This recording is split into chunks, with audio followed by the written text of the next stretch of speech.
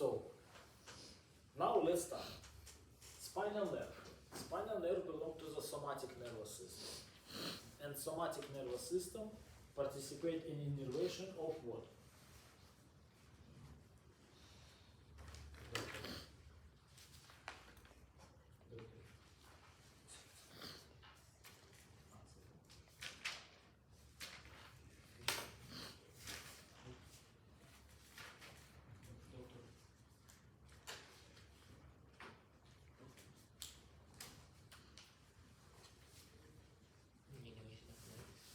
Innervation of nerves. Doctor, what is the question? Huh? What is the question? What is the question? What is the question? As usual, silence. Voluntary action. Voluntary actions. Voluntary action. Voluntary movement. Can you explain how is possible to innervate movement? When I move, please innervate my movement. Is it possible to innervate the movement?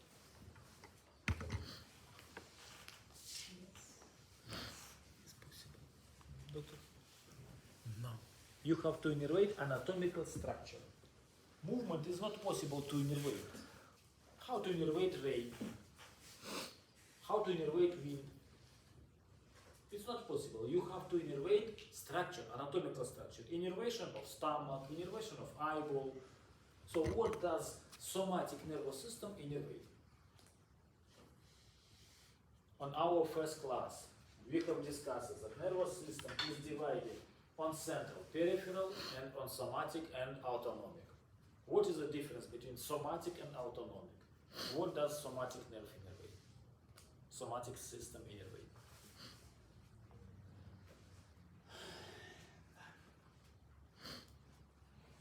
Somatic nervous system innervates skin and skeletal muscles. So our purpose is to innervate skin and skeletal muscles. That's why I begin by receptor which is located in our skin, and sensory information. White color means sensory impulse. This sensory impulse from the periphery, from the skin, comes to the spinal ganglion. It comes to the spinal ganglion. Spinal ganglion, which contains pseudounipolar cells, pseudounipolar neurons.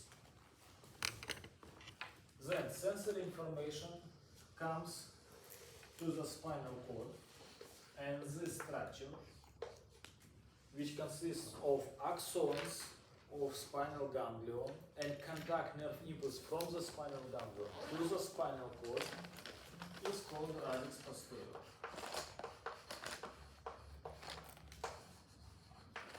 Radix posterior. So now you can see that radix posterior is sensory. Radix. Posterior radix enters spinal cord, and here it relays on sensory nucleus of posterior horn of the spinal cord. No, for example, nucleus proprius, which controls pain. Afterwards, this nerve impulse comes to the ventral horn, anterior horn, and anterior horn contains already motor nuclei. That's why I change color on blue. Blue means motor or somatomotor. Somatomotor. From somatic means system which supplies skin and skeletal muscles. After that, already motor impulse starts, which leaves the spinal cord through this structure, which is called radix anterior.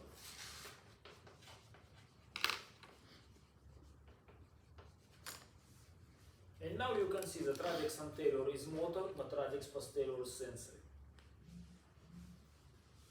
Anterior root comes close to the posterior root, like that. and just lateral to spinal ganglion, these two roots unite. Unite together to form truncus nervis spinalis, spinal nerve trunk. So, and now I get spinal nerve. So on this schema you can see that spinal nerve is formed by radix anterior and radix anterior and radix posterior. Radix anterior is sensory, radix posterior is sensory, radix anterior is somatomotor, spinal nerve is mixed. It consists of two types of fibers, sensory and somatomotor. As I said before, I had drawn this diagram at the level of C8 to L3 because only here lateral horn is visible. And lateral horn contains nucleus, which is yellow. It means that there is autonomic nucleus, and yellow color means autonomic or visceromotor or visceromotor. Visceromotor means that it supplies autonomic, it belongs to the autonomic nervous system. Autonomic nervous system innervates smooth muscles, internal organs, glands, and blood vessels.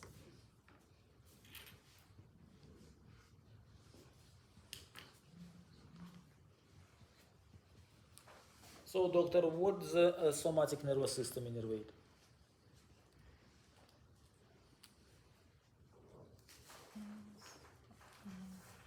Somatic nervous system, what does it innervate? Spinal cavity. Skin and skeletal muscles, of course. Skin and skeletal muscles. If this nucleus is visceromotor, it also sends motor impulse, but not somatic, but visceral. And this visceromotor impulse also leaves the spinal cord in structure of radix anterior, like that, and also participates in formation of truncus nervis spinalis. So now you can see update of the diagram reflex arc. According to this, posterior root remains sensory, anterior root remains motor, but it consists of two types of fibers. Visceromotor for the smooth muscles, for the internal organs, yellow and blue is somatomotor fibers for skeletal muscles. Then truncus nervis spinalis remains mixed, but it consists of three types of fibers: sensory, visceromotor, and somatomotor. After formation, truncus nervus spinalis, spinal nerve, leaves vertebral canal because all these structures are located inside of the vertebral canal. And they can leave vertebral canal through this opening. And this opening is called foramen intervertebrale. Foramen intervertebrale.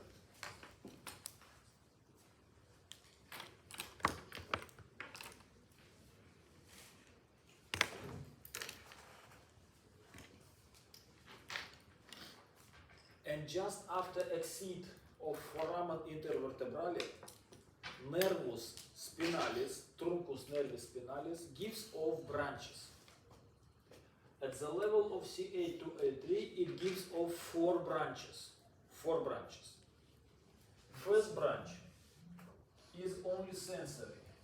It makes a loop and comes back to the through the intervertebral foramen, come back into the vertebral canal.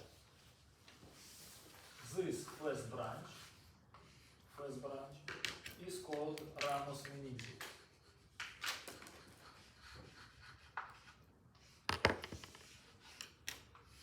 This first branch of spinal nerve, ramus meningeus.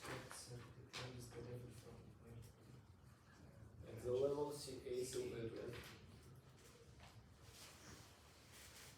Then spinal nerve continues, and then it gives off second branch. Second branch is very important in autonomic nervous system. In this chapter of spinal nerves, we don't use this, we will not use this branch, but it will be very important in our next chapter, autonomic nervous system. This branch contains visceromotor fibers and sensory fibers.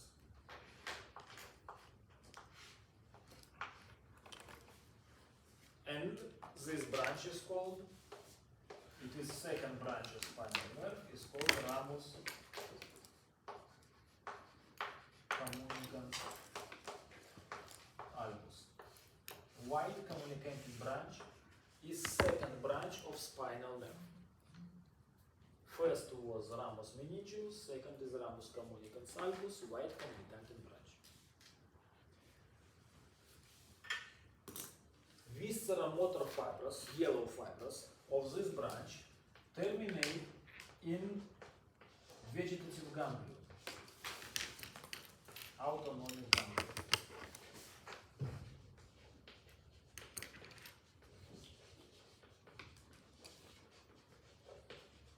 Autonomic ganglion.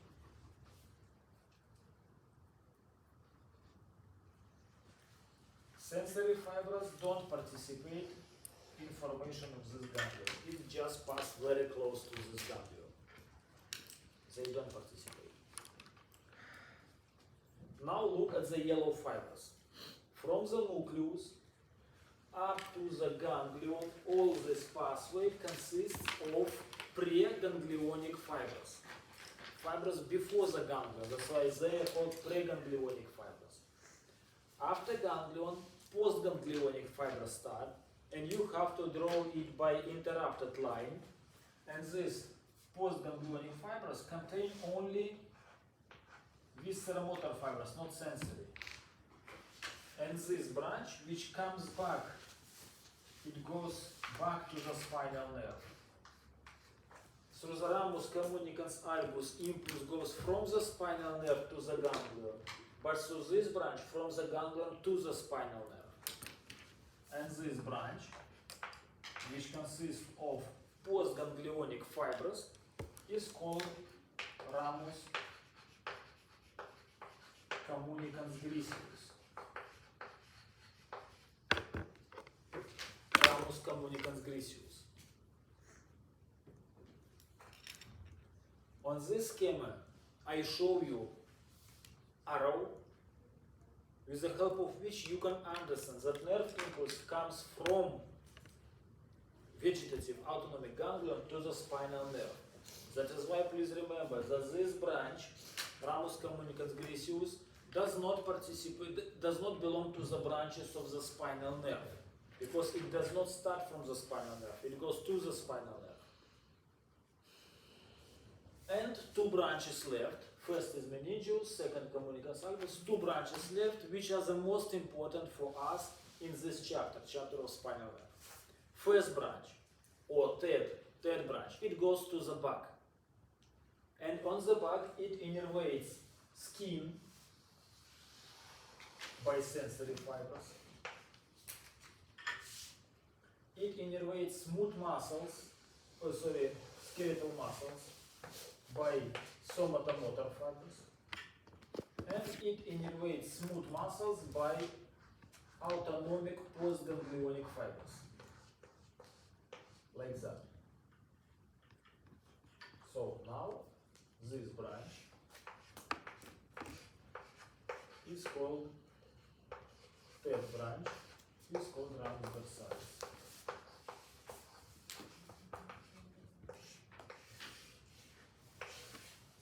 Is called ramus dorsalis. Dorsal branch which goes to the back and supplies skin of back and skeletal muscles of the back.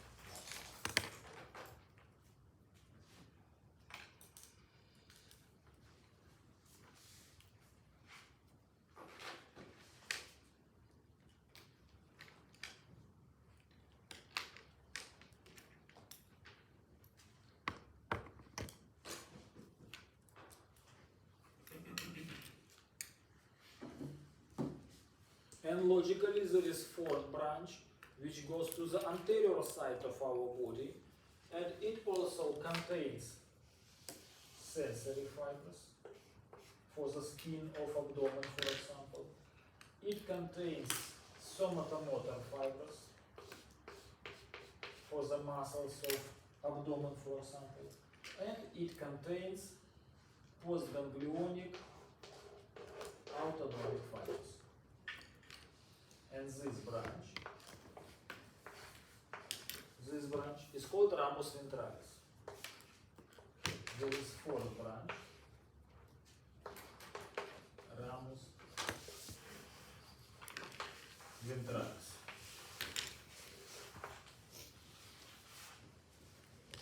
That is all. This is full diagram formation of spinal nerve.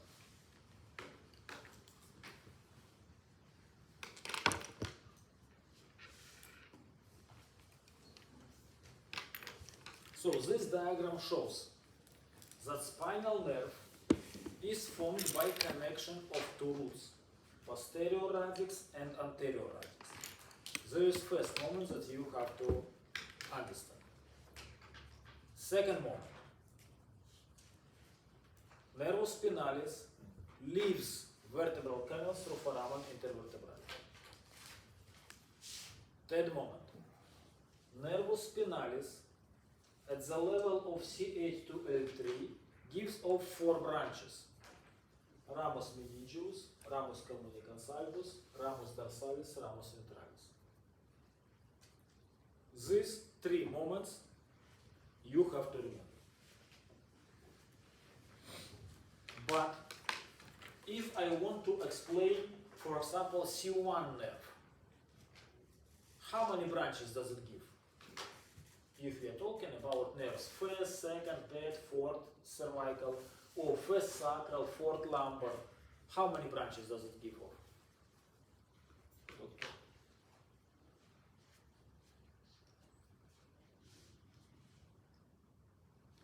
How many branches? Doctor? How spinal nerve is formed?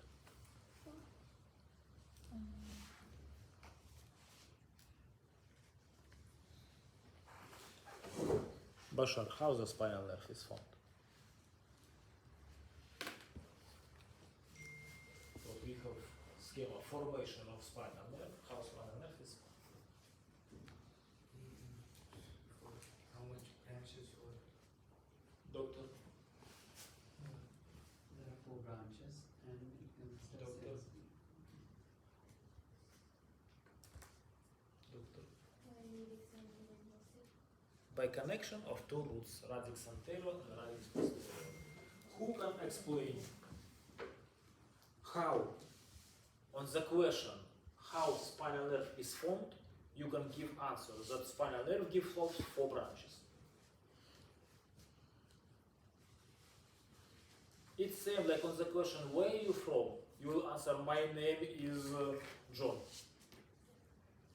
But where are you from? I am 17.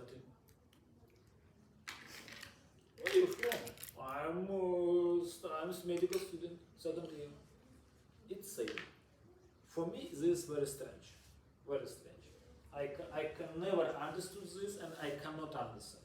And I don't want to understand this. Then,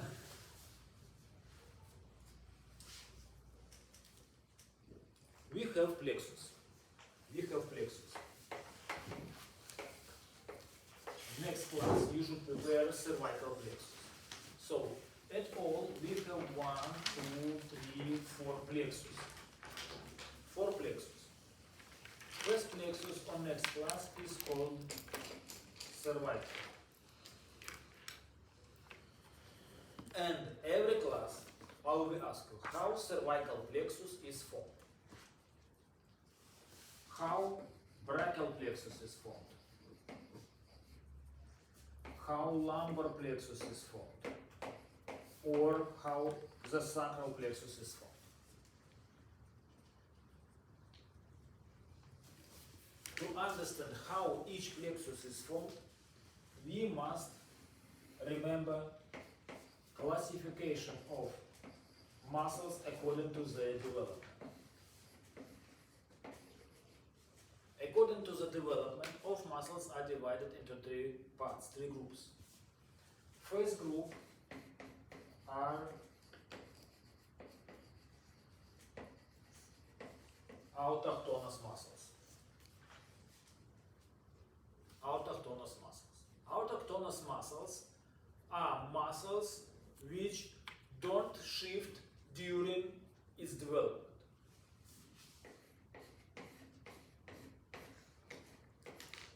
This human, if muscle begin to develop on the trunk and terminates on the trunk, and both ends of these muscles are on the trunk, for example, intercostal muscles, muscles between two ribs. Of course, one end is on one rib, another end is on another rib. So both ends are on the trunk, That's why this muscle, intercostal, is autochthonous. Next group is truncifugal muscle. And last one is truncipetal. Truncifugal muscle. Truncifugal muscle is muscle which begin to develop on the trunk, but during development one end shifts on the extremity. It goes to the periphery. From the center, from the trunk, it goes to the periphery. For example, pectoralis major muscle. One end is on the sternum, another end is on the humerus. So this muscle is truncifugal. And opposite, truncipetal muscle. Truncipetal muscle. When muscle begin to develop on extremity, and then during development it is replacement on the trunk. So from periphery to the center.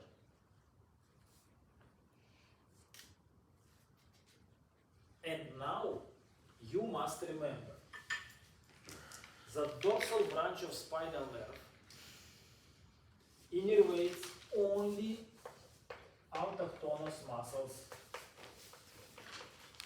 of back. Only this. Only autochthonous muscles of back. Muscles of back which have both connection on the trunk bones. Bones of the axial skeleton. But ventral branch of spinal nerve innervates autochthonous muscles of abdomen and chest, all truncifugal muscle and all truncipetal muscle. Posterior branches supply only autochthonous muscles of the back. Ventral branches supply all other muscles.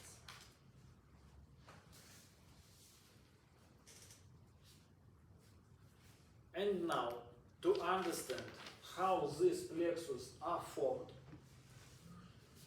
you have to know that here is autochthonous muscle, here is truncifugal, and here is truncipetal.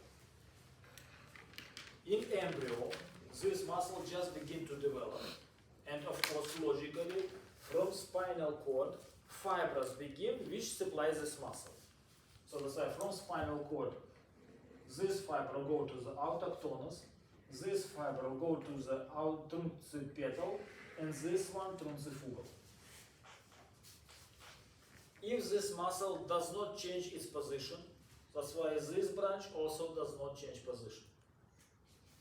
If this branch, if this muscle begin to dislocate from the body to the extremity, and this one from extremity to the body, that's why these fibers also dislocate, follow these muscles. And when they follow, they cross one another, these two fibers, and they form plexus. That is why, if I will ask how cervical plexus is formed, you have to tell that cervical plexus is formed by anterior anterior branches. These anterior ventral branches of spinal nerves. Only because they supply truncefugal and truncepetal muscles. If you will answer that cervical plexus is formed by spinal nerves, of course this answer will be wrong. Because spinal nerve cannot form any plexus because spinal nerve is very short. But ventral branch, it supplies truncefugal, truncepetal, that's why this branch participates in formation of cervical plexus. Same anterior branches supply brachial plexus, same lumbar plexus, and same sacral plexus. That is all. Questions? If no questions, you may be free.